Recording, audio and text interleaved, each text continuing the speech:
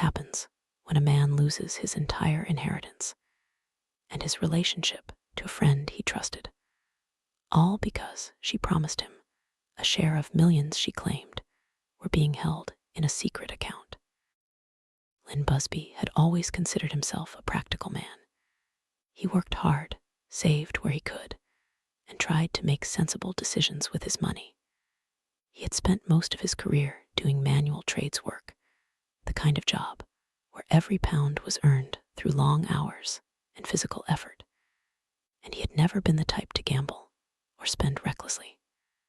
When his mother passed away, she left him an inheritance of approximately £35,000. It was not a fortune, but it was a meaningful sum, a legacy from a woman who had worked her entire life to provide for her family, saving a little at a time over decades, so that her children would have something to show for it when she was gone.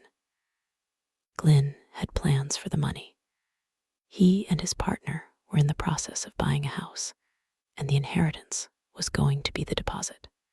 It was the foundation of a future they had been building together, the first home either of them would ever own. And Glyn had already imagined the small garden they would plant along the back fence. A friend who entered his life at this time was a woman named Kim Older. They had known each other through a close family member, and Glyn had no reason to distrust her. She had been around for years, present at family gatherings and small get-togethers, someone who always seemed friendly and easy to talk to, the kind of person who remembered birthdays and asked after your health. She seemed genuine, warm, and trustworthy. She told him a story that sounded both urgent and promising. She said she was due to inherit millions of pounds, a vast sum of money that would change her life and the lives of everyone around her. But there was a problem. The money was tied up in an inheritance account, and she needed a certain amount of money to access it. She needed a loan, a temporary advance that she would repay with interest as soon as the funds were released. She spoke about the inheritance, the way people speak about a plan they have already lived inside for months, with specific numbers and specific dates, which made it easier for Glyn to believe her. She even mentioned the name of the solicitor supposedly handling the estate, a small detail that made the story feel grounded in something real. The story was elaborate. Older involved other people in the scheme, individuals who called Glyn, posing as bank managers and insurance company representatives. They confirmed her story, vouched for her credibility, and assured him that the money was real and would be released soon. Some of them spoke in calm, professional tones, using the kind of jargon Glyn associated with real financial institutions, referencing account numbers and processing timelines that sounded entirely plausible. One caller even apologized on behalf of the bank for the delay, promising Glyn that everything would be resolved within the week, and gave him a reference number to write down for his own records, a small touch that made the whole exchange feel bureaucratic and ordinary rather than suspicious. Glyn believed them. He had no reason to suspect that the people on the other end of the phone were part of an elaborate con, a carefully orchestrated performance designed to extract as much money from him as possible. He handed over his inheritance, £4,000 at first, then more, day after day, week after week. Requests for money escalated.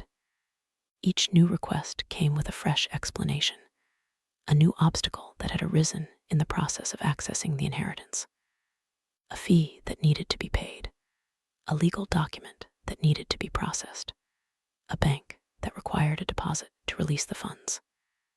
Every time Glyn hesitated, Older or one of her associates would call with a new sense of urgency, warning him that the entire inheritance could be lost if the fee was not paid immediately.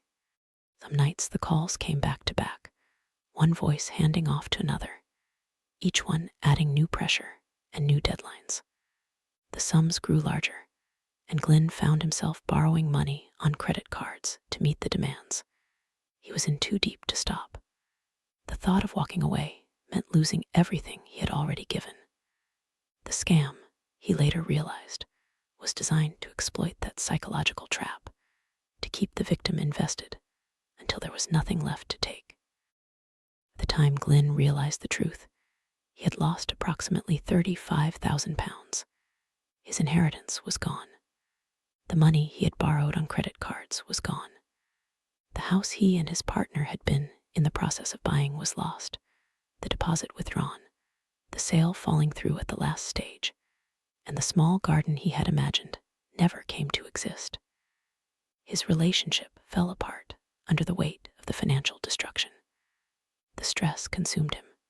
He could not sleep. He could not think of anything else. The last thing he thought of at night was the money, and the first thing he thought of in the morning was the money. He started pulling his hair out, a physical manifestation of the psychological torment he was enduring, something he had never done before in his life, and something that left visible patches he had to explain to coworkers who noticed. Betrayal was compounded by the nature of the relationship. Kim Older was not a stranger on the internet. She was a friend, someone he had trusted through a family connection, someone who had sat at his table and eaten dinner with his family. She had involved other people to make the story seem real, to add layers of credibility to a fraud that was built on nothing but lies. When Glyn finally stopped giving her money, she told him that he would lose every penny he had given her. She was right. Glyn eventually went to Older's house to confront her. A man came out and started pushing him off the driveway, shouting at him to leave and not come back. He had been physically intimidated, threatened, and humiliated, standing in the street outside a house that represented everything he had lost, unable to even get an answer from the woman who had taken it. He went to the police and reported the crime. Kim Older was later convicted of fraud by false representation in court. He received a suspended prison sentence and was ordered to undertake rehabilitation sessions and unpaid work. The sentence did not return Glyn's money. It did not restore his inheritance, his home, or his relationship. Another victim, a woman identified only as Sarah, had been scammed by Older at the same time. Sarah was also a friend, a colleague from a school where they both worked. She had been in a period of bereavement, grieving the death of her father, and was vulnerable. Older preyed on that vulnerability. She told the same story about the inheritance, about the millions of pounds that were just out of reach. Sarah gave her approximately £23,000, money her father had given her for her wedding and a house. Emotional manipulation was relentless. Older would call Sarah at 2 a.m.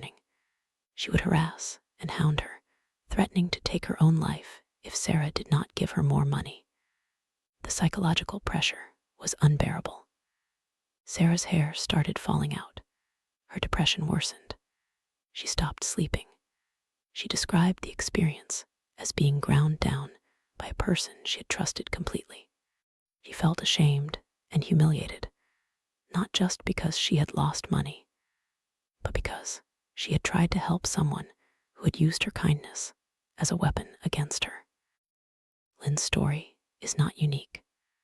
Fraud is a systemic problem that affects millions of people every year. According to the Federal Trade Commission, consumers lost more than $12.5 billion to fraud in 2024, an increase of 25% from the previous year. Romance scams, inheritance scams, and other forms of fraud are perpetrated by organized criminal networks that operate across borders, using sophisticated techniques to evade detection. They exploit loneliness, grief, and trust, the very qualities that make us human. Victims are not stupid. They are not naive. They are people who have been systematically manipulated by professionals who understand the psychology of persuasion. In 2023, reported losses from romance scams alone reached $1.4 billion. In the United Kingdom, Action Fraud reports that approximately £92 million are lost to romance fraud each year. Criminals often operate from overseas, using untraceable payment methods like cryptocurrency and gift cards to launder the stolen funds. Investigators who work these cases often describe the same pattern again and again: a trusted relationship, a plausible story, and a slow, deliberate escalation designed to outpace the victim's doubt, one small request at a time, until the total became too large to walk away from. Glyn will likely never recover his money. The scammers are gone, their identities obscured by layers of technology and false identities. The banks and law enforcement agencies are limited in what they can do, often unable to trace the funds or extradite the perpetrators. The emotional damage, however, is permanent. Glyn lost his inheritance, his home, his relationship, and his trust in the people around him. The scar of the experience will remain with him for the rest of his life.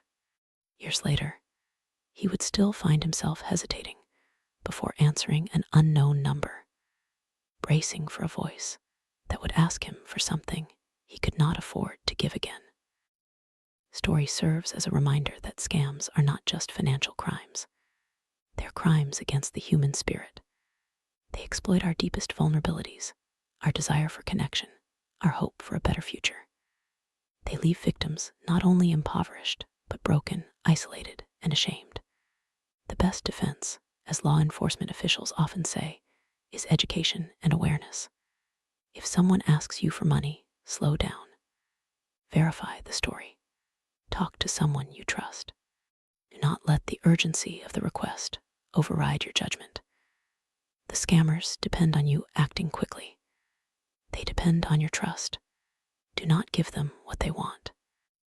Some who have been through it say the hardest part is not the money itself, but learning to trust their own judgment again after discovering how easily it had been turned against them. What would you do if a friend asked you for money and then disappeared with everything you had? How do you rebuild your life when everything you worked for has been stolen by someone you trusted? Share your thoughts in the comments below.